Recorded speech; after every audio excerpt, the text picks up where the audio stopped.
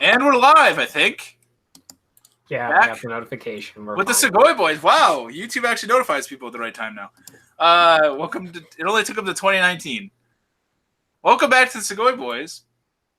And for the first time in a while, we actually have proper connection with all three of the Musketeers here.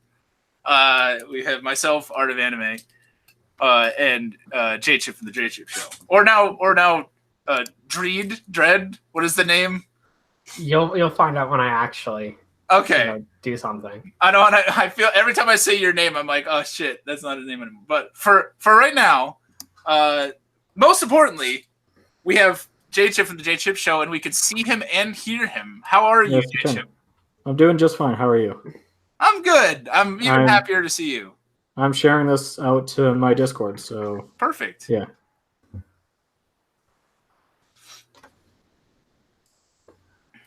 It's literally just an E at the end. Look, I'm channeling my inner Genkai for you. Genkai. Oh man, I haven't watched Yu Yu Hakusho in like weeks. My friend I have Anime Boston this upcoming weekend, and it's the friend that I'm going with. It's his favorite anime ever. So every time I start rewatching it, because I still haven't finished it, it's like Chobits. He gets super excited to talk about it, and then I watch like 4 episodes, and then I don't watch anything for like a month. So let's use this as a launching off point. Okay. For what we've been watching. Yes, that's great. So, for me and J-Chip, we kind of have a common answer, unless he's been watching something else. But that's all I've really seen in the last couple days was Yona of the Dawn, or Akatsuki no Yona. Is that any good? I hear the name all the time. I've never seen it. Okay, it's yes. Short-term answer. I like it. I mean, we've seen what 3 episodes. We saw the first 3 episodes. It's definitely shoujo. It's definitely J-Chip called it out when we watched it. Inuyasha inspired. Mm-hmm. It's very much pretty young girl involved in a situation where there is strong, pretty young boys. And go ahead. The first 3 episodes weren't bad. I was surprised because it was by Period, and it looks like a White Fox show, to me at least. Yeah, I didn't think White Fox, but I didn't think they don't look like Studio Clown people. So Hawk is my favorite character. Hawk is cool. Hawk is like badass. Okay, so basically, for Art and people out there, Yona of the Dawn is basically about this like sort of like they don't ever say like what country they're in, but it seems almost like feudal, if not feudal Japan, like more like feudal. I would say like China type, like dynasty sort of place, because there's a bunch of different kingdoms, and there's like the kingdom that is small and like if I understand it right, like Obey is a bigger place or something, but they're like peaceful. They're trying to be peaceful. Her dad is the king of this peaceful place. It's girl Yona, and she's 16, and it starts out and it's her birthday, and she's lived her whole life in this palace. And she grew up with these like 2 guy friends. One is her cousin. She's really in love with the cousin. That weirds me out. But she's really in love with her cousin, whose name I can't remember. Suwon. Yeah, Suwon. And then there's Hawk, who is this guy that was adopted into their like military. A general in their military adopted him. He is one of the 6 pillars of like the guards, so he's like in charge of a division, basically. And so they like grew up together, and she's fucking in love with this cousin guy for some reason. And his dad was rumored to become king, but instead Yona's dad becomes king. Mm-hmm. And shocker, that side of the family, Suwon, the cousin, doesn't like that much. So he decides to kill the king. And this isn't a spoiler. This happens in episode 1. Fuck it. This is part of the story. That's also like a 2014 show. So the cousin that she's in love with kills her father in front of her. And then goes to kill her. Hawk saves her. Of course, they're both pretty men. And Hawk is definitely stronger, but Suwon's not weak either. They fight, And then Suwon is actually sort of coerced most of the kingdom against Yona. The king doesn't have any sons, by the way. She's the only heir. And so that's also not sitting right with, the fucking masculine people going on. The patriarchy. Yeah. So Hawk and Yona decide to flee. And the rest is going to be, I'm assuming, them trying to get to another kingdom. Or they talked about how Hawk is one of the 6 legendary generals or something. Yeah. So I'm assuming they're going to try and find the other 5, because episode 2 does this weird fucking thing. And me and Justin called it out. At the end of the episode, they show you future, events. So far in the party is just Yona and Hawk, right? At the end of episode 2, they leave their kingdom, right? And they're setting on their adventure. And then it flash forwards to them with 4 or 5 other people fighting random villain of the weeks, army fodder. They're just smashing through people to show that they're strong. And we haven't met any of these people. It's just showing them, which really bothered me. And I brought it up with Justin. I would rather you show me the journey. Don't oh, here's the destination. Keep watching. We'll get there. So also, that was weird. Also, the OP is not really that great. No, it's flute. It's trying to be really old, ancient Asian. And it's just still images of the characters. Yeah, it's not. It's a pretty show. Monocriel, isn't it? And we're watching the dub, so Justin is on the verge of putting the revolver to his head, and it's better than some of her roles. I'll give her that. She sounds shockingly just like Index from A Certain Magical Index, because it's the same goddamn voice. Which isn't fitting because she's 16. And she doesn't sound 16 to me. She sounds like she's 9. There's something we pointed out because, in the 3rd episode, it's them as a kid. It's a flashback episode, kind of. Hawk sounds different than his adult, Hawk. But well, they must have just because it's Chris Sabat, and I don't think Chris Sabat can be a little kid. Imagine Chris Sabat.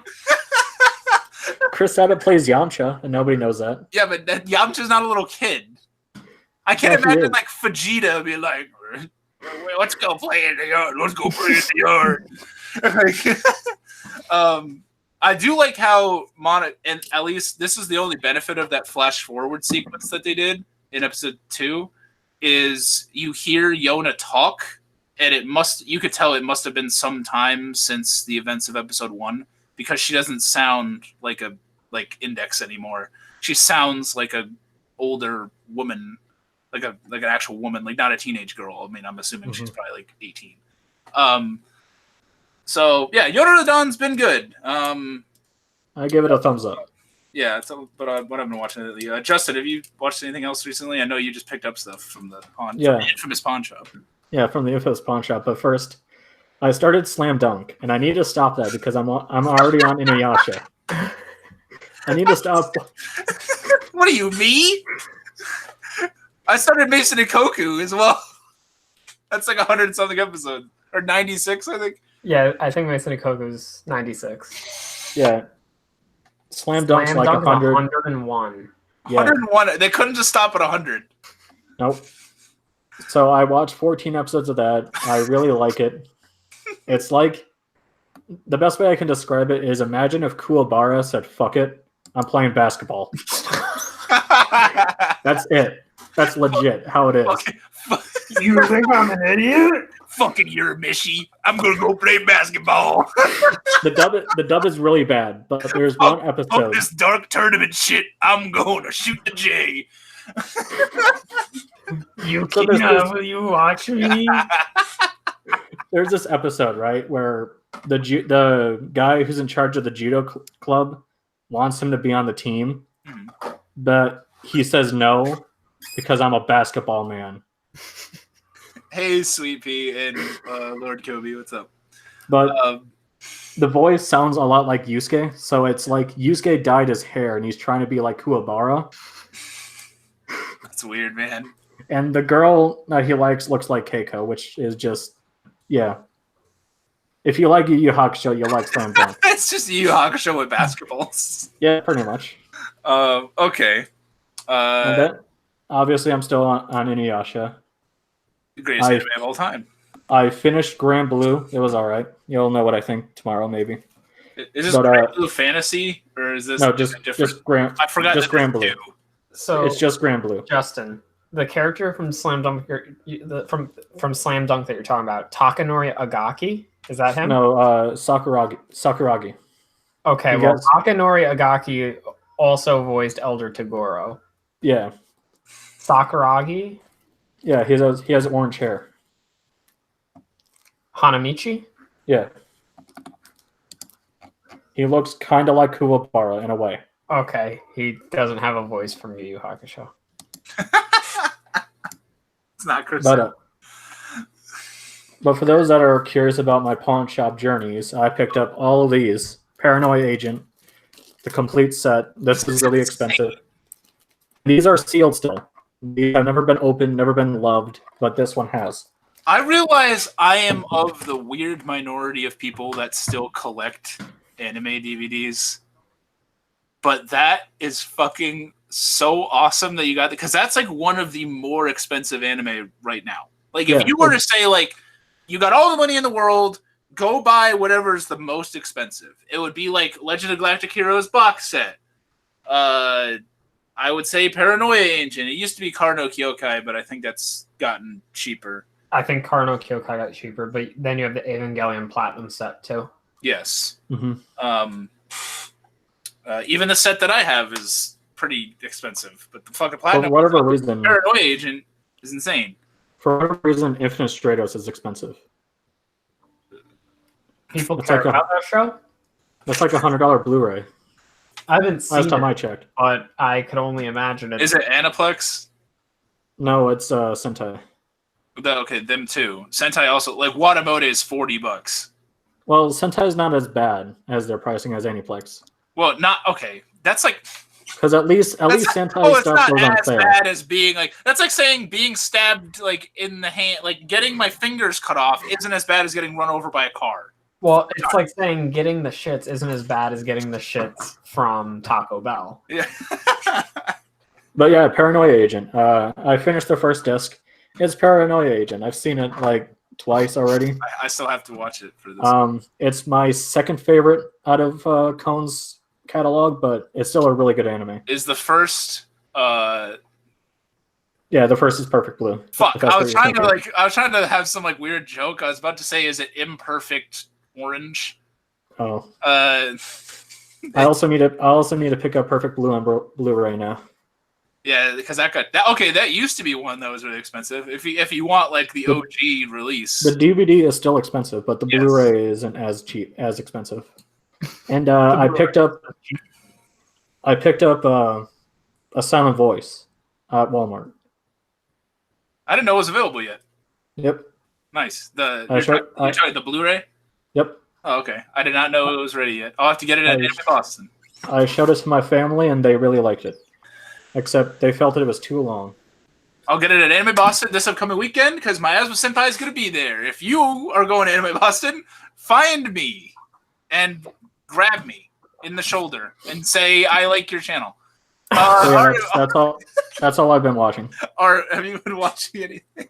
Actually, I probably have more to list than Justin, so I'm going to go through them real quick. Huh. Okay, so I finished like 5 different shows. Holy shit. So the first one, which I actually finished last time, but we were talking about Garzy's Wing, and we just dove right into Garzy's Wing. I watched Magical Girl Spec Ops Asuka. That anime has boobs in it. Yeah. It's got a good premise, but they kind of ruin the show. So, like, a lot of Magical Girl shows use like, would be like, okay, here's the character. This is her journey as to how she gets her power and what she does with her power. This picks up after that story would have concluded. And now it's the character living out everyday life after they got rid of the threat and realizing, well, the world doesn't end, even though the story ended. So now instead of giant monsters, she's fighting terrorists and drug cartels and all this and that. And there's like 5 different magical girls. Some of them return to normal life. Some work with the government.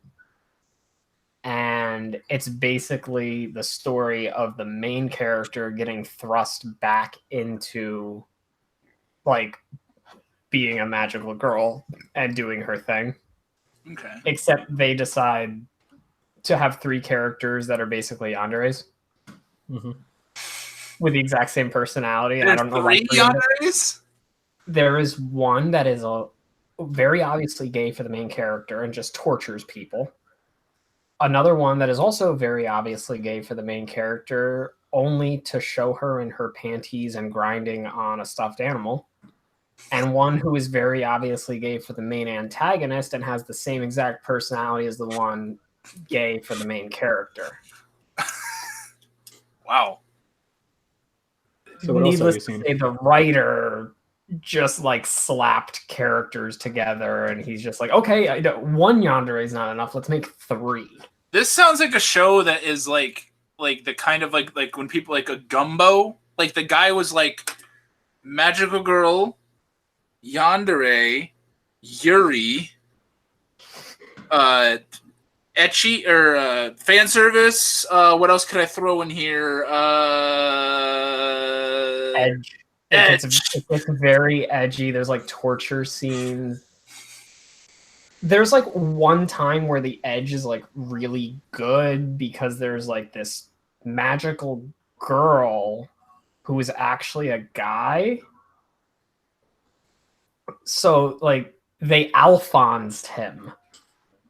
So, all right, I have a question for you. What? Would Harry Lolly love this show? Probably not. I don't think it's that fan servicey. But like, so they Alphonsed this one character where he just lost his body because military and he lived in Africa. And basically they told him to kill and rape his family. Holy shit. Yeah. But he's only in like 1 episode. 2 episodes maybe. All right, so what else did you finish? There was that one. That one was meh. Wouldn't rewatch it. Then I tried watching Kaguya-sama Love is War. I love the Chica dance. I will admit it right here. That that show is awful. From the first episode, that show is awful. The narrator kills it. The premise sounds awful. The premise is awful. It sounds like the most like pretentious bullshit to ever come. Oh, it's 2 people who like can't, if I understand it right, can't like confess, like they're not willing to confess. They're not willing to confess to each other because they want to make a competition out of it as to who confesses first. And then like this show like keeps track of the score as to who's winning the game of love. And like all of the jokes and like the emotions are told to you by the narrator. So like the characters aren't even like making exchanges back and forth. That's not really dumb. That's not the narrator's job to do that. So I'm watching it and I'm like, this is supposed to be a comedy. I'm not even laughing. Haven't they seen Hunter x Hunter? The narrator's just supposed to explain the power to me. Have they not understood from the Pokemon narrator? After that, I watched Wolf Girl and the Black Prince, which is almost the same thing as Kaguya-sama Love is War, but it's actually good. I've never heard of this. Is this new? No, it's actually an older show. I think it was like 2010. Oh, let me look. Wolf Girl and the Black and the what? 2014. So it's like the same kind of thing where there's this girl who lie. The difference is there's this girl who lies to her classmates that she has a boyfriend because she wants to fit in.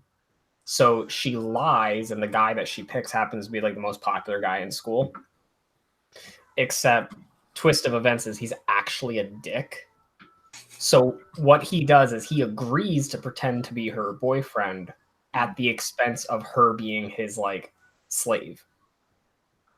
So she has to run errands for him and everything. He calls her a dog.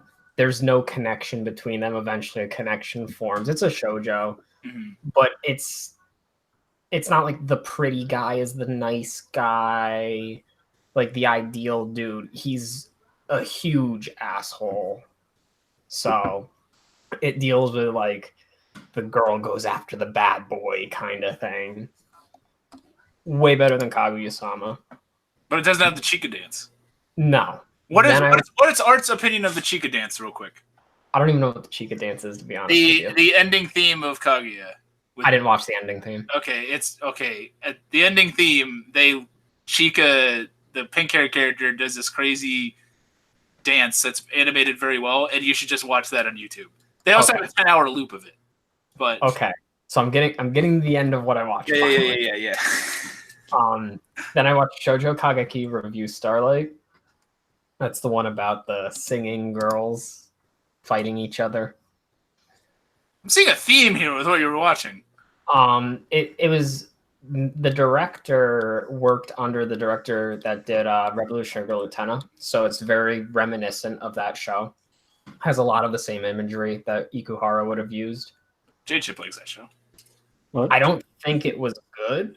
Oh, well, I mean, it was okay. I would rank it pretty much as a decent show. It just wasn't like, oh my god, I would watch this again. This is like one of my favorite shows. It was all right for what it is. It's definitely strong as like his first thing he ever directed, but it just didn't connect with me. And then not finally, because I watched the next season of Monogatari. It's Monogatari. But then now I'm on Justin's second favorite anime of all time. Mm-hmm. So this makes it. I'm watching both Justin's first and second favorite animes right now. So you're watching Fruits Basket. Yeah. And that's my second. And Hakusho. That's been the ongoing one. Okay. Now Art needs to watch Beck and Tokyo Magnitude, and he watches my top 5. Wait, that's only 4. So you already finished my one of them though. What's your 5th? Cowboy Bebop. Oh, okay. That's 5th? Yeah, I love Cowboy Bebop. What are you talking about? But it's like lower than the others? The internet should shame you. I'm just kidding. Yeah, well, Legend of the Galactic Hero sucks, so fight me. Galactic Heroes is not in my top. I'm just joking. I don't think it sucks. Give me money. I've seen 8 episodes. You only say Galactic Hero sucks because you want Botan to be your waifu. Whoa! I like waifu. Okay, waifus. Yes, let's get into waifus. So I thought about this the other day because I'm coming up to Anime Boston this weekend, and I'm super excited for it. Like I look forward to this all year, right? And I buy a bunch of shit that I don't need. And it's just like I splurge a bunch of money, and I love the event. I like seeing the actors and stuff like that. I like seeing some of the previews. There's usually premieres. They're doing the Code Geass movie this year. But I one thing that I really, really love as a collector is the dealer's room.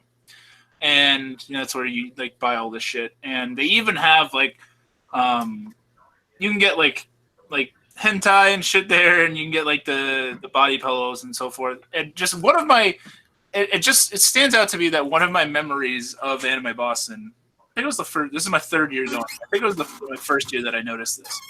Was I just for a moment, for a brief section of time, I people watched as I think my friend was buying something, and I just looked and I was looking at the Dakimakura section, the body pillow guy, and he's selling like a bunch of different like character whatever, and they have like obviously not all of them, but most of them they're naked, and so he has like on private parts, and he's selling all this stuff, right? And there's a bunch of dudes over there, and I just noticed that walking by, because this is just in the same duo's room, by the way, I just see like walking by is like it must have been like a couple that goes to this all the time because they were cosplay together and they had a kid with them.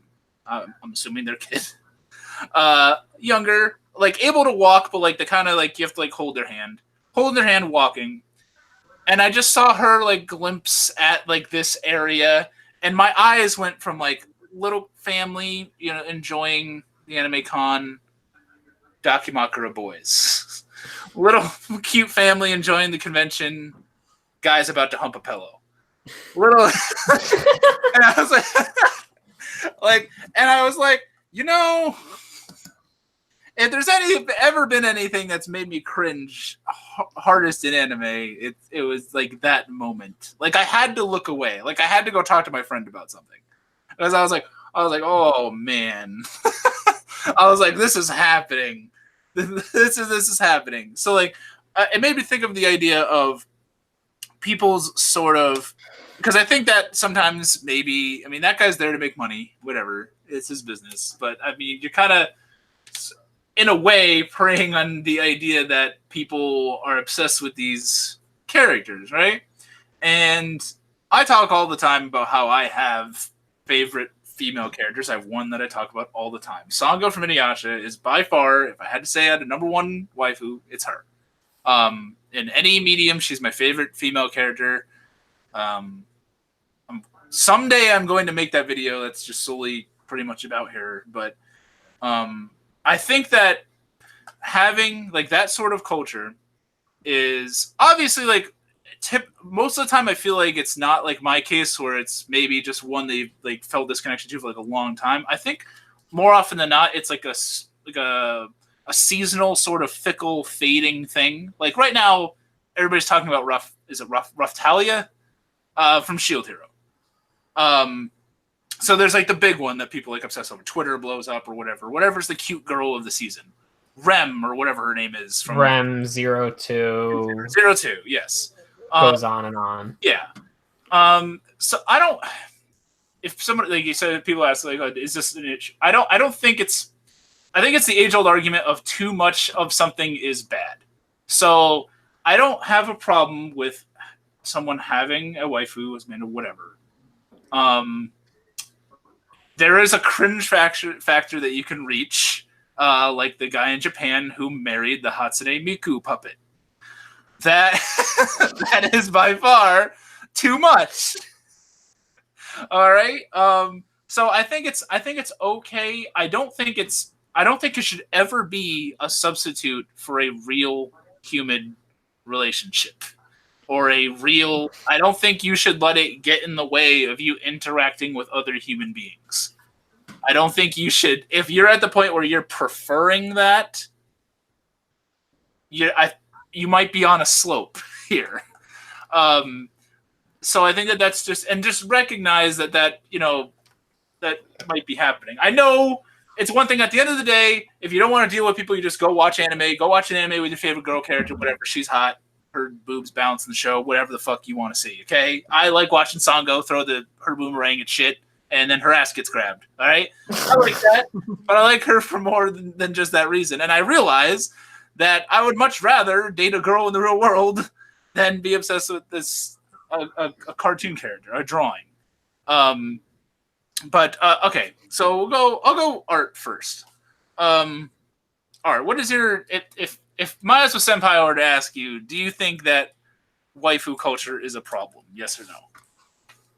Okay, so I have two answers for this. Yep. I don't think it's not a simple thing. Yeah. The first one is, did I ever tell you about the girl that I went to middle school with that thought Inuyasha was her boyfriend? You might have, but I forgot. Which is awesome. So there was this group of girls in my middle school. They weren't exactly normal in terms of brain function. Oh no. They were a little, handicapped. Okay. Nothing. Are we talking actual disability or just you're saying they were dumb? No, they were in special education classes, Okay. but they weren't like they didn't have like Down syndrome or like actual like brain damage for anything. Okay. I think if anything, it was probably like light autism, Asperger's, something like that. Well, one of them was they were all really into Inuyasha. And one of them was dating Sesshomaru, one of them was dating Inuyasha. My first experience with waifu / husbando stuff. Mm. And I'm like, what the fuck is going on? The girls would run around, act like wolves because canine demon. So somebody must have liked Koga. And I dealt with this all like up through high school. They still acted like that. And I'm just sitting back and I'm like, and this is in a time when like the only anime that I had really watched were like Death Note and Full Metal Alchemist and Evangelion.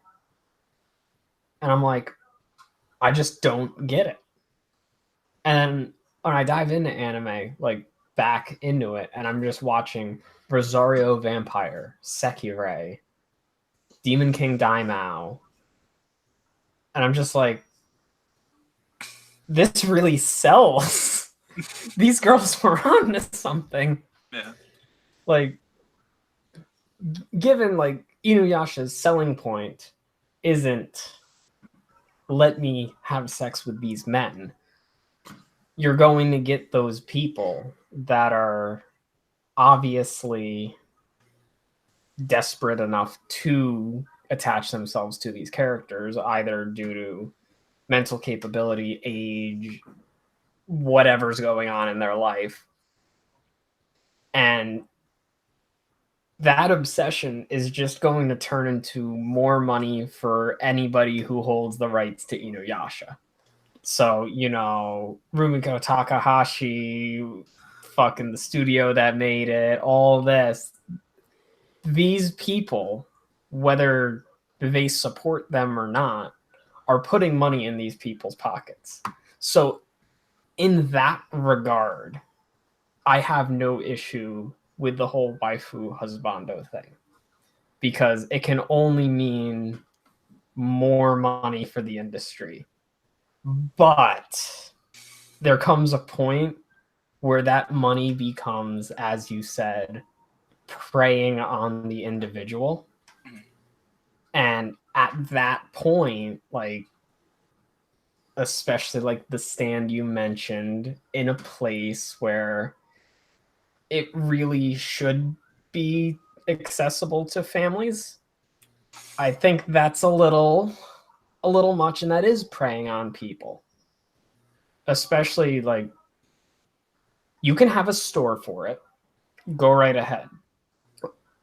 Adult stores exist. You can make an adult anime store for all I care. But if you're going to actively seek out those people and like go to where they are instead of them coming to you, I kind of feel like there's a thing there,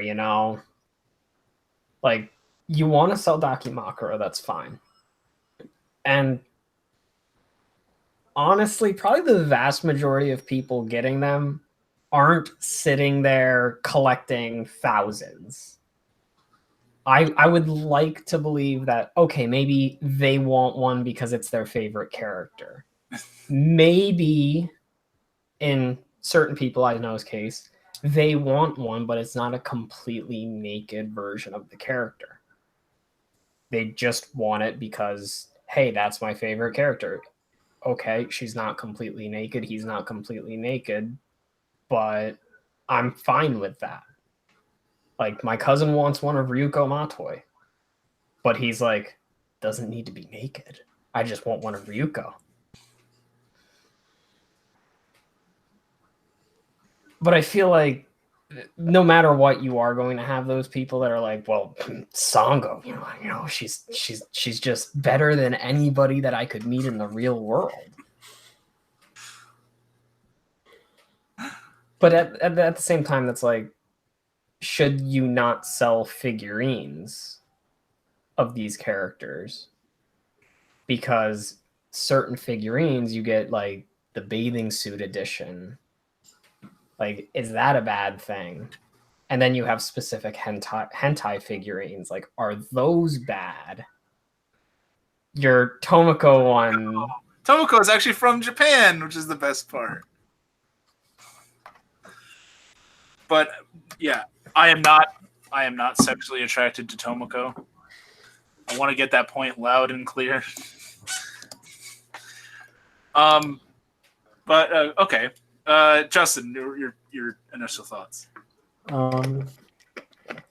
So how I kind of understood the entire husbando waifu thing was in middle school. There were these two girls, and they were really into Naruto. And they were both. It's the same two girls, by the way. They were both into Itachi a lot. Like, they loved him. And I'm like, I never Such understood. a bad boy. He killed his whole family. I never understood like the appeal of falling in love with the anime guy, but like Itachi, why would you like him? But basically, what Art said is kind of what I agree with.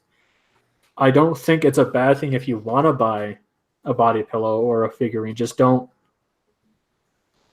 like make it an obsession. Like the guy from Welcome to NHK. Don't become him when like he discovers body pillows and figurines. Yeah. You know that first stack that Yamazaki gave Sato of those hentai games, and he's sitting there at night, he's like, Yamazaki, why can't I get it? Why can't I get the ending? I'm being nice to all of them. And then the next night, he's like, Yamazaki, can you come over? I did something in the computer. You deleted the system folder. But I needed room. Well, why did you delete the system folder? I was saving pictures for reference. And goes through the folders when he finally gets the system file back in, and it's all porn.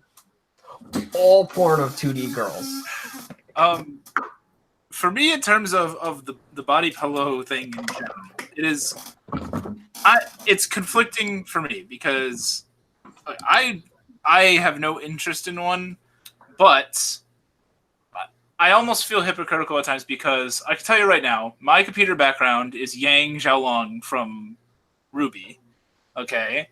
Not naked or anything, but a pretty hot picture of her because I like her a lot. I like a lot of girls in Ruby. And my, the screensaver is Sango from Inuyasha. And I would get as much. I have a Ruby poster and shit. So I'm willing to purchase merchandise of the female animated characters that I like. For whatever, to me, the body pillow goes over the line for me. I don't know. It feels odd because I always just assume that you're gonna hump it. And I know it's not. This is not a 100% truth. Not all body pillows. That should be that sounds like a book. Not all body pillows. Not all body pillows get humped. But it just seems like, what are you're gonna lay down with it? Maybe it's my own anxiety of things, and it's just because, I always think. I think this less and less as I've collected more stuff is that when people enter like the domain of where I live, right? And I know from this angle is awful, but I've shown pictures and videos and stuff like that. I have all my collection over there. I have walls of posters. I always think of like, it's going to be, if I'm introducing a new girl or even just like a new friend to this environment, right? It's going to be because I like something that is out of the norm of mainstream society, right? It is always that hurdle of them, if they're a person that you should be with, they're going to accept you for liking whatever that is, right? But that is the anxiety hurdle that I feel when introducing what I like to these people. So, like, I feel like if I had a Sango body pillow, that, like, makes the, like, hurdle, that makes the hurdle go higher. Like, that is, like, raising it up a tad. Like, a poster, I feel like a normie, as it were, a muggle, is gonna, they're gonna have, they'll see the poster and be like, okay, maybe that's one thing. But if I had 3 Holo the Wise Wolf body pillows on my bed, that might be a tad odd to them. I mean, but you know, at the same time, like I can't, like I own. It's not like I don't own anything. I've certainly watched hentai in my life, and that has anime girls getting. I will say this though, I am not a fan of the hentai ripoffs of like with like existing characters. You know what I mean? Like I hate like the fan made when it's like, okay, if it's like Sango, if it's Sango getting like banged out, like I don't like it. It feels like weird. Like any of it, like if it's like Rukia, I don't know, any character. I don't like. I like my hentai girls to just be. They're in their own world. They live in the Bible Black world. That's it. That's their life. That's their life. But I did want to. I guess I will say of just my. So the Sango thing for me is basically when I was growing up, first watching anime, like it was the first anime I ever saw, right? And when I was growing up, I kind of had like helicopter-y sort of parents. Like my mom stopped working when she had me for years and sort of raised me. She was just like a housewife mom. And so I never had, besides like family, I never had like babysitters or like really honestly like interaction with like girls or like slightly like older girls until I was like kind of like older. And I remember being of the age where like I was like starting to watch like Inuyasha was like, I would like start to like you're just like sort of like noticing girls at that point if it's not like even if it's not like sexual you're just like, and then I would like I saw Sango and I was like at first I was just like, man, this girl is like really inspirational character, like her family cool. Take it away from her, she's cool as fuck, she's strong, I think she's drawn very pretty, I like her like little makeup on her eyes. I don't like in real life I don't like girls to wear a lot of makeup. She has a perfect amount. I like girls with a good amount of hair. She has a decent amount of hair. So she was like if she were in real life, that's how like she's how I would prefer a girl I was dating in real life to look. And then she was this older female at that point that I was looking up to. And to this day, I like strong female characters for any anime really. So and I think she kind of like started that. So it was like I didn't have like the hot babysitter, right? I just had this girl that I watched at 11 o'clock on Adult Swim. And you know, she threw her boomerang all over the place. So it was at first, and then she's I don't know, and then there's other like factors to that, but I think that was like the first sort of attraction, I guess, and reason, and I think got me into that. And I haven't really, she's the only one that I've like really kept. There are other characters that I think like are hot, like I mentioned Yang and stuff, but the other ones, like it's not like an obsession. Like I'm like, yeah, that character's hot, or whatever. But I don't know. Like, I wouldn't marry a puppet of them. For those of you that don't know, by the way, some dude in Japan married a Hatsune Miku puppet. So that's if that's like the Watamote. Like that's like the ultimate version of the cringe, I suppose, if you're marrying the puppet. Which I just think like kind of like what Art was sort of touching on, like it's the I'm fine with it like supporting this industry that I love, but it's also like it can also lead to sort of like mental health issues. And yes, it is. Hey, Light Lelouch, what's up? It is up to an extent up to the individual to, as Chi would say, take care of yourself. From Chobits, take care. Oh, quoting Chobits. Chobits, yeah, that show that took me a year to watch. To take care of yourself, but this is also a fandom that is largely they like its esoteric nature. They like being their own individual. Conversely, at the same time, they like it's kind of weird because they're like, oh, everybody, Raftalia is the girl of the season, right? If you don't agree, you're shit. Your taste is shit, right? They want people to agree with it, but like they still want it to be. They still want Raftalia like for them at the same time. It's this weird like fucking like duality going on. Anime fans are insane. If you get nothing else from this, I mean, yeah. Go ahead, Justin. I do want to make a kind of a point for like my anime collection. If you go through it, you'll find a few ecchi series, and like that's not the same as buying a body pillow. But I think like there would be a few people being like, "Why do you have this anime with the pink hair girl with breast and a watermelon?" And like, I have to ask: are you referring to Heaven's Lost Property? Yeah, yes, I have Heaven's Lost Property on Blu-ray. Great anime. And it's not because of the waifus in it; it's because it's a really funny show. But I'm not ashamed to like show it off. But I would just feel kind of weird if I had a body pillow of Icarus. Like I don't know, like I would just kind of feel weird. Like I wouldn't be weird if it was like a poster or a Blu-ray or a figure. Well, okay, it would depend. It would depend because like let me ask, if you have a body pillow of her. Yeah. I assume you're referring to like a nude one. Yeah. I mean, okay, but what about like a nude figure or a nude poster? Like, if it was just an anime girl, I would kind of feel uncomfortable with that in my room. I wouldn't get anything nude. I remember like no, I'm just trying to make sure that Justin is like on the same page with all of these items. Like, I remember when I was like in middle school having like girl posters on my wall. They weren't naked, but they were like scantily clad. But you know, I think every boy goes through that phase. But I feel like it would just be weird with like a cartoon girl like on your wall. Like if you had like Princess Peach naked on your wall, that would just like look weird to me.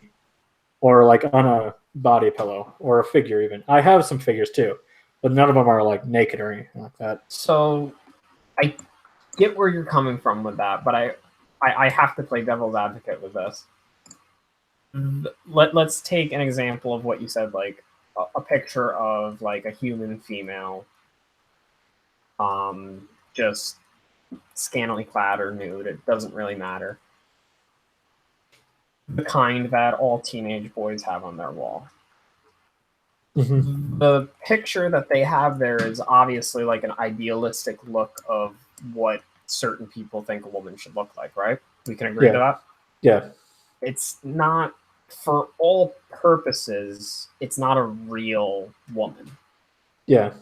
Like, the person in the picture is real, but that's not what they look like 99% of the time. There's obviously Photoshop, makeup, all this and that. Yeah. So at what point do we put a divide there where the cartoon character is wrong, but this real person that has been edited is not? Do you think it's kind of like a cultural thing?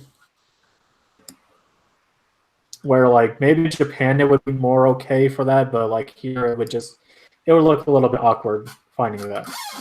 I'm not sure. I Because always think it's weird, even if it's real life stuff. Like even if it's like, even if you have a Playboy calendar hanging up, right, naked girl. I think that's weird to just like display. Like I've been to like I don't know, like a mechanic place or something, right? And it's probably like all dudes working there, right? So like they have like that. They'll have like I've seen like that calendar or whatever before. I don't know. That is, I draw the line at like, I guess at nudity, but I don't have a problem with like watching hentai or reading a doujin. But that's also like something like personal to an extent. Like when I'm looking at that, like it's just like I'm not like waving around the doujin saying like look at this. So and like the reality versus like the drawn is also like the crazy dangerous line, because then you get into the fucking lolicon community well, of people that are gonna sit back and say like it's not realistic, it's a drawing. They're gonna say there's nothing wrong with it because it's a drawing. okay, so before we even touch lolicon, I want to actually like reverse that to the complete opposite side. Okay. Like, so instead of diving into lolicon, dive into the people that are outside of the anime community that get addicted to 3D person porn. Okay. Because I think that you could replace body pillows with those calendars, with the pinups of the girls in Playboy, and you could basically parallel the two. Yeah. This person is addicted to porn, this person is addicted to hentai. I think the lines, they don't overlap, but they're parallel. Yeah, I still look at that individual with an issue. Like I still like if this guy is like obsessed with pornography, or if this guy is obsessed with hentai, like I'm still gonna look at that person with the same look, I guess. However, somebody that doesn't watch any anime at all might be more weirded out by the person who does the drawing. Damn, we need somebody that doesn't watch anime at all to be part of this anime podcast. Though now I also do want to go back to lolicon for just a second. That's a soundbite we need. And again, play devil's advocate with this. Not necessarily in like the drawings of lolicon, but the idea of lolicon. Like, we could probably sit back and agree, okay, you probably shouldn't draw a girl that looks 9 years old in a pornographic situation. But should you completely avoid that in all forms of art?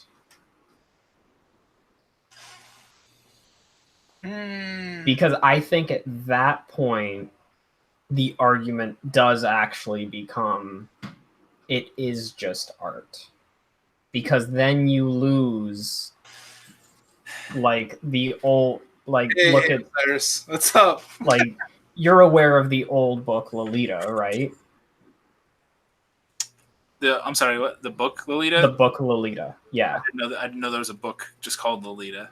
Yeah, it's literally where, like, this all stems from. Okay. I forget if it was German or where exactly it was written, but it's an older book where a guy, you know, falls in love with a child and, you know, does things with her. And that's where the term Lolita basically came from. And now in anime, you shorten it to lolly. But if you were to get rid of the idea entirely, you would have never had that book, which in its own way is a good like psychological dive into how somebody like this works, as well as a great example of a unreliable narrator. Okay. It's always a tough issue because I remember when the Patreon, I believe it was Patreon stuff was going on where they weren't. I don't know if anything has changed, but are they not allowing any like lolicon artists or something? Wasn't that some issue? I don't know if they ever went through with that, but I remember that being a thing. I know Twitter cracked down on it, supposedly, and also supposedly it's reportable on Discord, though I highly doubt the people actually sharing it are in communities that will get it reported. Yeah. I guess for me, obviously, like it weirds me out and like grosses me out that people, I guess, are into that, and I hate even in the lighter sense of like no game no life is an example. Character Shiro is introduced. One of the main characters is introduced with a panty shot. Like that is her debut. Okay. I recall Shiro was 12, right? Yeah, she was 12 or 11. Yeah. So that there is the line of like, I guess like I hate like the content creator in me hates the idea of saying like, no, we can't have this art supported, right? But at the same time, it's art depicting, I don't know, something that I find like grotesque, which I guess someone could also just argue that like, all right, what if I make art of people getting murdered? Like that's a crime. Like it's a drawing and it could gross, like if I just drew people getting decapitated and I was really good at drawing people getting decapitated, like I'm the fucking Makoto Shinkai of fucking making people get their heads cut off, right? Like that's a crime. Like people would say like pedophilia, crime. But lolicon community inserts the word drawing in there and not real. So if I'm really good at drawing people getting their head cut off, I could say drawing, not real, at the same time. I think... Oh, go ahead. I think in many ways you can equate this, specifically since you're going to the whole murder thing. In a lot of ways you can equate this to, hey, video games cause violence, violent movies cause violence, death metal causes violence. In many ways you can see lolicon causes pedophilia, but I got into a Facebook argument playing devil's advocate on a friend of mine's Facebook. And through many court cases that I've read about through it, unless there's a new one that happened since then or one that I missed, the trend seemed to be that the people that got convicted of pedophilia, that's not to say that there aren't those out there, but just those that did get convicted, they already had done things, either raped children, collected child porn of actual children where there's harm. They did those things before cartoon porn was put into the picture. Like, there's a huge one about a guy that was trading hentai and another one about a guy with like 300 Simpsons photos. But the 300 Simpsons photos are nothing compared to the 3,000 photos of real people. So, is it enabling to their thought process that it could be okay to be with a 10-year-old kid? I have a hard time saying yes or no, because you can't turn around and say playing Call of Duty is telling a 10-year-old it's okay to shoot somebody. I think because you get that feeling of gratification in Call of Duty when you get a kill. But the argument on the other side is, well, the characters are depicted as if they are enjoying it. So there's the gratification there. So really, and it's really hard to say either way, but I think it comes down to the specific person involved in the situation. Like, if you're gonna sit there and look at lolly hentai, maybe you're sitting there looking at it and you're like, I never knew this was a thing. Moving on. Or you might be the kind of person that has issues and you like it because they're underdeveloped kids and you're rationalizing it by saying, well, they're 9,000 years old. Oh my god, the age-old she's a fucking vampire argument or some shit. Shout out to Dance in the Vampire Bund. Like, I just think it's hard to say, give it a yes or no. It's a very morally gray thing when it comes to lolicon. Yeah. Like personally for me, if I like the idea that they're looking, that the individual is looking at that and getting gratification from it, indicates to me that I can't tell where their line is going to be drawn. Like, okay, they can say that that's if they only like this like fake drawing, but maybe they've never seen a picture of a real life, like a real life naked little girl, right? Mm-hmm.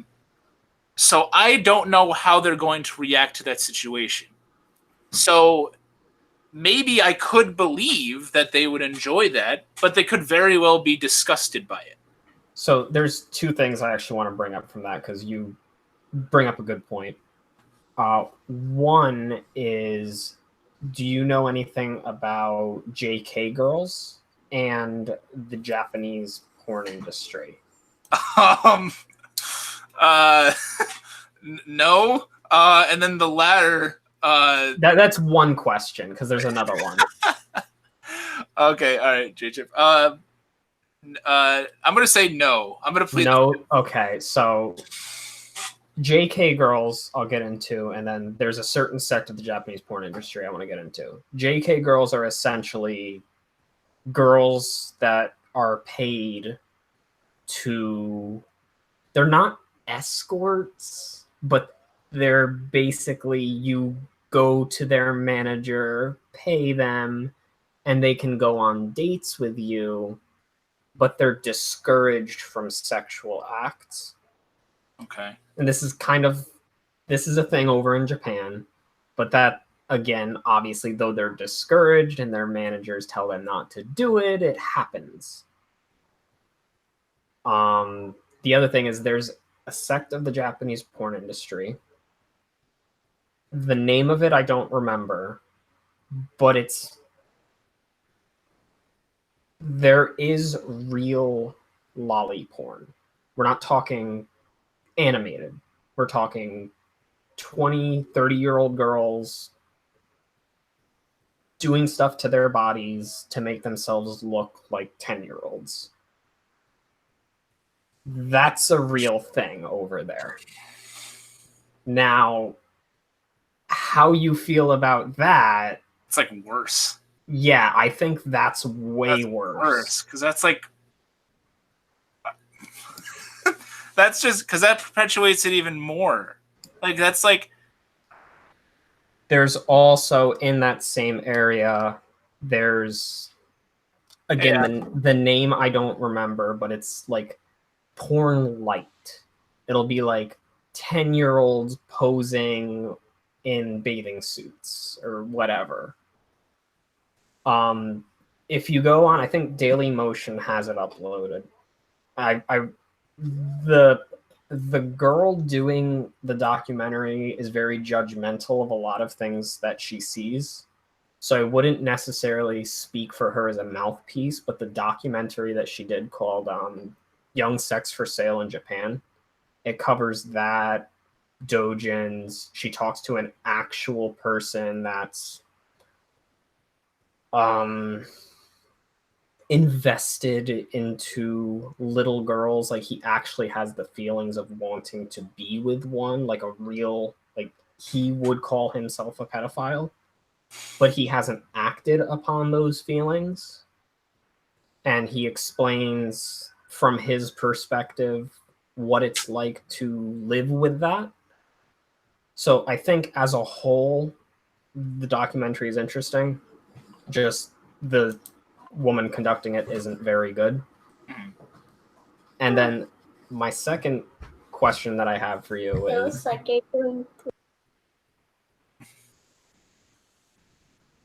That's a special guest on the J-Chip end. yeah, that's what it sounds like. Sorry about that. What an awkward time to have a little kid voice.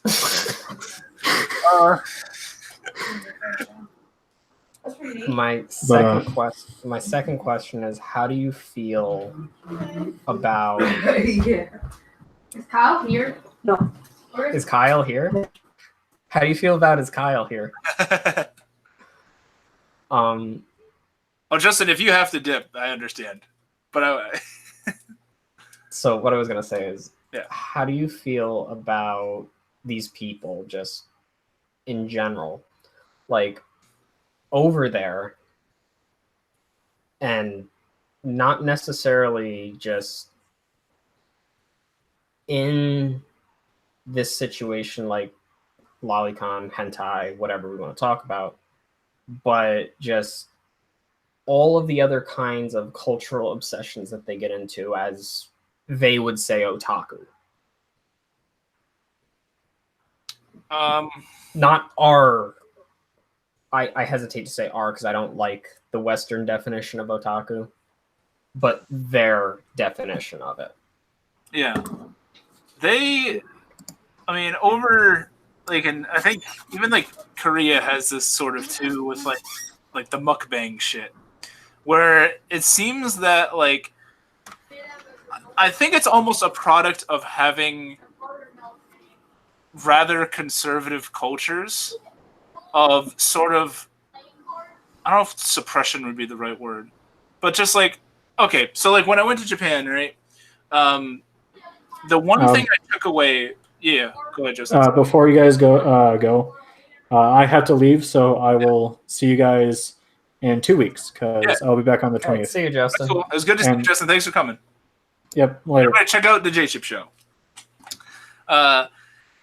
So when I was in Japan, the one thing that I took away from people on just like personality level, like interacting with, walking around in public for a week, was that it is so much more so that like everybody is in their own business, was the way I described it.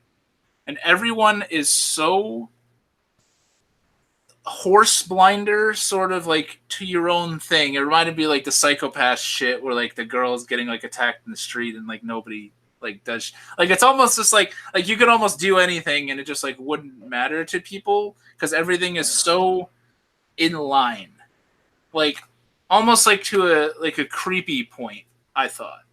Now there's aspects of their culture that I think is kind of cool, but like in terms of that, so I think that like in those kind of cultures, when people are, and I don't mean to make an excuse for people that are obsessed with weird shit, but like suppressed to an extent or something, they find weird outlets, and those things become popular.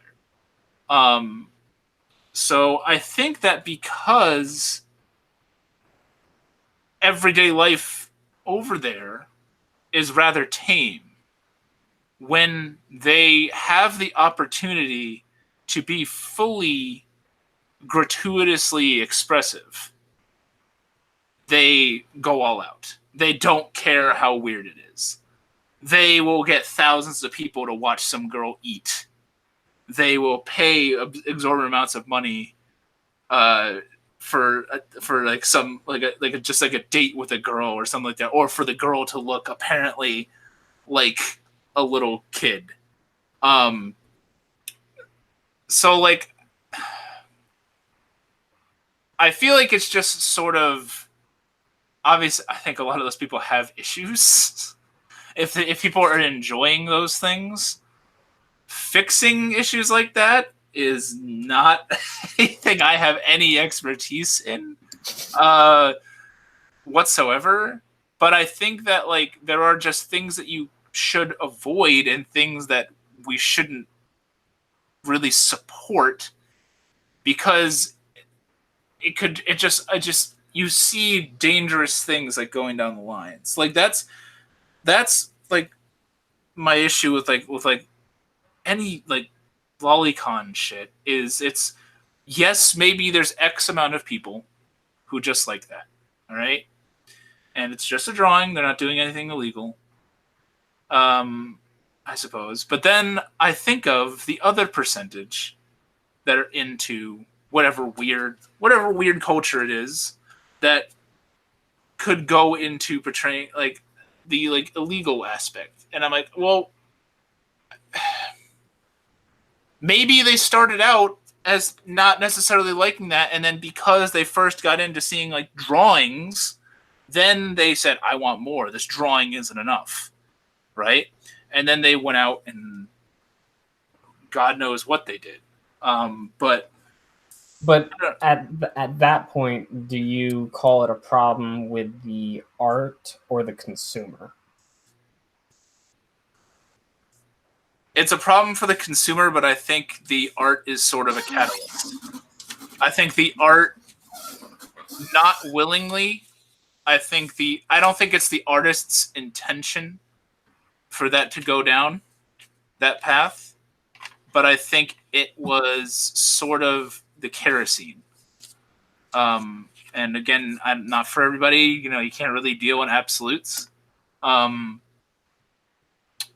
So yeah, it's weird. Like to me, so say like you have if you're an artist and you make most of your money on Patreon doing lolly art, okay. I don't think that person necessarily wants like people to jerk off to real girls, to pictures of little girls, or for little girls to be subject to that kind of thing. But I think that what they're creating, it's always the coulda, woulda, shoulda. It could. It's the like all caps could here. Could lead to their audience doing fucked up shit. So I don't know. It's weird. Like I felt weird when I was making hairy lolly videos about like girls touching my feet. And I was like, well, you know, I gotta hold on and make sure none of these girls are really young. Okay, so there's two last things I want to add. Yeah, that's fine. One being if I can remember. Suppress your homicidal tendency through Yu-Gi-Oh! Miasma. Well, actually, my good friend Osiris Yu-Gi-Oh! Here. He's actually from my Yu-Gi-Oh! Locals. I think it's his first time here. He does Yu-Gi-Oh! Videos. So if anybody here is interested in Yu-Gi-Oh!, check him out. He's a really cool dude. So, one thing from that documentary that I thought was interesting was they got a manga editor in there. If I recall correctly, I think he works for Jump, Shonen Jump. And he said something which I want to see how you feel about. So he said that ink on paper doesn't have feelings. If somebody who has these urges can get it out through something that is inanimate and doesn't have feelings versus preying on the actual object, he sees that as kind of a positive of the art. Whereas they could use it as a substitute. It's like the outlet. Right. Okay. Okay. I would rather them express it in art than in real life, I guess. I would rather them. So I guess I'd rather people. That's a very good thing. Very good point. So I guess I would rather people look at drawings of naked anime girls for sure than real life naked girls. But I still think that one. I can't say you can't say most. I still think some of the time, at least, one leads to B. But if it's the outlet, I guess. And I just thought of like, what about something like A Girl on the Shore, or I don't know how much you've read of Flowers of Evil. I didn't read the manga. Okay, you just saw the anime. I actually didn't see the anime. Okay, so Girl on the Shore. Have you at least heard about that manga? I may have. It has juveniles fucking. Okay, so like Shinsekai Yori. Oh, yeah. Well, I try to forget that show. Well, weren't they like? They were like a little older when they started doing. Weren't they like? They were still like touching around when they were teenagers. I remember that weirded me out. Yeah. Okay. Okay. Well, and then in like Flowers of Evil, like but more so, I haven't even read Girl on the Shore, but it's Inio Asano, who's a really celebrated mangaka. Good Night Pun Pun and shit. Day to Day. What I know about A Girl on the Shore is that it's some sort of coming of age kind of thing where the kid and this girl, they're like very young and they start fucking, and it depicts it. I don't think see private, but like it shows them like in the act. So that right there is like a red flag for me to like not really want to read that manga, because I don't want to like look at that. But conversely, at the same time, and this isn't really to spoil anything for you, but like Flowers of Evil has a scene where a female character attempts to rape a male character, and they're in their teens, and he's obviously like not into it, but then it shows her like trying to initiate the intercourse. And I love that manga. Like, I had no problem with that at that time. Okay. But it's weird because I had no idea that was existing in that manga. So my question to you then is that if someone very much recommended A Girl on the Shore, does the fact that you know what's depicted in it keep you from reading it? Myself, no, because had I not known it, I would have just been, oh, you're recommending me a manga that you like. I don't know anything about it. Now that you tell me that, I'm kind of interested into how that plays into their coming of age. Because you hear stories often of maybe like little kids who grew up together, maybe like touching each other when they were younger, like how that affected their coming of age. There's a specific part of Reddit that I found where people share stories of their sexual encounters with family members and how that affected them. So I think it could be an interesting take. Okay. The last thing I had to say would be kind of like a two-parter. One would be, okay, let's say 18.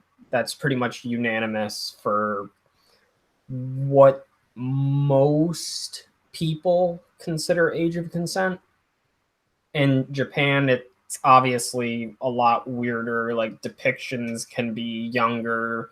Age of consent is technically, I think, 21 in Tokyo, but it's actually up to the prefecture law. So it's all over the place over there. Mm-hmm. And then you got countries that go low as like 11. But most civilized countries, it's like between 15 and 18. So let's take a character like Sango from Inuyasha, who's 16. Yeah, let's use Sango. According to the show's canon. So she doesn't look 16, or we could even use Jotaro Kujo, who obviously doesn't look 17. Which, you have to remind me who Jotaro is. From JoJo, from part 3. I haven't watched JoJo's. Guy with the chain, hat. Okay. But take You're either saying one of them. that looks older. Okay. Yeah, so they obviously these characters don't look their age. They look older than they are. But by our standards as Westerners, Sango is not of age to be depicted in these situations. Mhm. Is the line just because it looks like a little girl, or is the line, oh, the character isn't of age? Because then you look at a drawing of Sango, and all things considered, that shouldn't exist either. It's like, what if you had Sango's figure and you said, "Oh, she's 6." She has the mentality of a 6-year-old. What if it was that? What if that was the case? Yeah, that's another point. That's an internal conflict with me, just because like I loved Sango, and according to like just the canon of it, she's like 16 when it starts, and then like 18 or 19 as it ends. But like, I look at her like the same way, like, and I was a fan. I became a fan of her when I was younger than her. So it is. Yeah, that's the weird, and that's like what we were talking about earlier, where people were like, what is her name? The princess from Dance in the Vampire Bund. Fucking looks like a little girl, but you can use the argument that she's like 1,000 years old, and technically she actually has an older form that they don't show you till later. But technically she has the mentality of like 1,000 years old. So the other part of that question goes back to something you said earlier about how shame on me, I don't know my JoJo. I haven't seen any of it. I'm sorry, Light. Maybe you don't understand that person's perspective and you would wonder how they felt in that situation. So I think this lolicon argument, while it does go outside the anime community in many forms, I think it's in ways synonymous with the step fantasy argument of like actual porn. Because if you go and you look at most searched terms on Pornhub, like just look it up in Google, they have like a spreadsheet of it, and you'll find stepmom, stepsister, stepbrother, whatever. But those people are going to argue that like, oh, there isn't like a blood relation. Then there's also like there's straight up like fucking Sora. Or yeah, I'm going back to anime, but like there's also like real porn that's just that they'll literally just say like you're my brother, like real brother. Like, so one argument that I found in terms of like a defense of that, which could in a way reflect back on what you said about lolicon, would be that the people that like indulge themselves in this have never been in that situation. So they don't know, one, the awkwardness of it, two, people's thoughts, like with the morality of it, how they would be perceived. Mm-hmm. And just had they actually been in a situation where they had a sister, they would, in most cases, not be looking at this because they would think it's disgusting themselves. Yeah. I think it's like the allure of the taboo. To like that too. Like I have a sister, so any incest stuff, real life porn, even if I know they're acting and they're not, those two actors aren't related, shit like Akisora grosses the fuck out of me out, because just the concept of like what, like I have a sibling, and like the idea of like looking at a sibling like that is gross to me. But conversely, like part of me like is like the taboo of if it's like a step, like ironically enough, like I find that's like I'm not as bothered by that if it's like, because they're not legitimate, they're not like the blood relation sort of thing. But I think it is just like people are brought like allured by the taboo, and then like the great aspect of this is when we're like if they were given that opportunity in real life, very few of them would probably like pull a trigger. Exactly. Like thousands of kids play Call of Duty and shoot each other all day. You give that kid a gun, he's gonna be fucking scared to use it. If you say, "Oh, there's Russian invaders over there. Here you go, Timmy, go," he's gonna be like, "What the fuck?" He's not gonna be able to handle it. And so I suppose you've enlightened me in some of this discussion has definitely enlightened me in the way that like I don't. When I first heard of like Patreon like play like the initial spur of dialogue about this, I was like, yeah, fuck yeah, Patreon, get all that shit away, yeah. But as a content creator, I hate the idea of the censorship of stuff, and it's not really doing anything wrong. It is the other people eventually doing the stuff wrong. I still think it's sort of the kerosene of that, but it's those people are just now. I mean, also the people drawing that, which we didn't really mention. The people that are first drawing that, I might be a little worried about those people. So you mentioned the kerosene, and it actually brings me back to a recent news story that I read. And first off, I read the headline wrong, but there was this guy who was very invested into, black metal, who just shot up, or did something. I didn't read too much into it, but he killed a bunch of people at a traditionally black, place of worship. First off, I read the headline as black metal, as in metal made by black individuals, or no. Black metal, as in black satanic metal. We're lover shoots up black church, as in satanic church. And I'm like, wait. So isn't he doing the black metal community a favor by going to a satanic church and kind of disconnecting the two from each other? And then I'm like, oh, they're blaming black metal, the satanic metal, for his racism. Now, in many ways, there are a lot of black metal bands that are, white supremacists,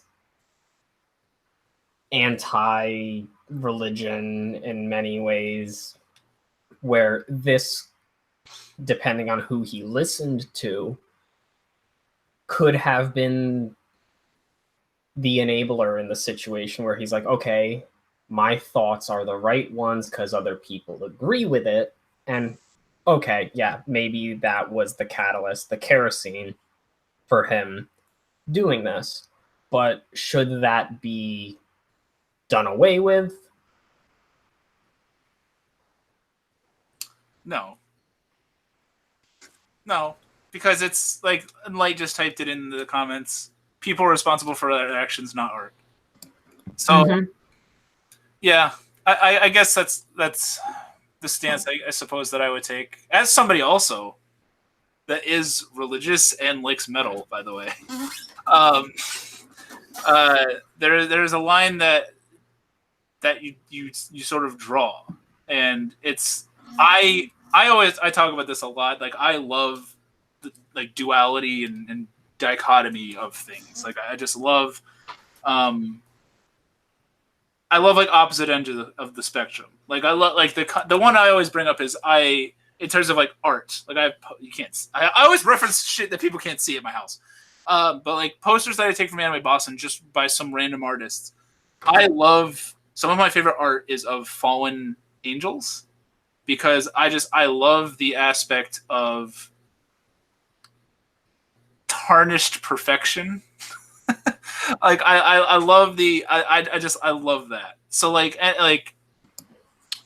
think that's why like growing up, like as I did, I migrated toward like metal music and stuff like that. And my dad is actually the same way. My dad is a Rob Zombie fan, yet he is even more religious than I am. And it's just, I think we just have the same personality where it's like we enjoy the difference that it brings to our lives. Like it's just so like abstract to other people we might interact with or stuff. Or maybe we're just weird.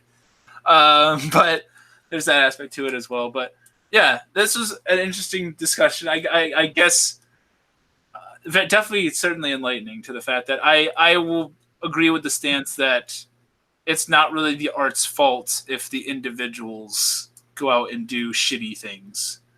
My husband must be a fan of impure maidens. Yeah, so before we end, I want to reiterate the whole thing that even you, Miasma, you should check out that documentary, Young Sex for Sale in Japan. It's only like an hour long. Bring it down right now. Sex for Sale, Japan. There was one that Light also mentioned that I forgot to bring up. Luckily, we don't have many fans, so I can. I'm actually putting a link to it, and okay, awesome. Light, what was the thing that you mentioned? There was a movie you mentioned. I think it was about JK girls. So yeah. Also, I meant to ask at the beginning of this because that's how this discussion started. Does art have a waifu? Nope. Or did you at any time? Nope. Okay. All right. That's fair. So Sango remains best girl of the conversation. You heard it here, folks. Bounce KO Gal. This is a Japanese movie. You can find it on YouTube. Everything's on YouTube. I love it. All right.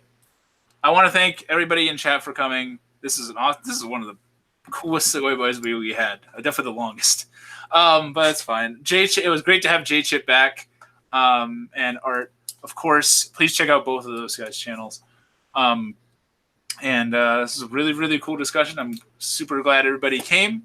And you guys have a good night, day, whatever friggin' time zone you live in. And we will see you next time. See ya.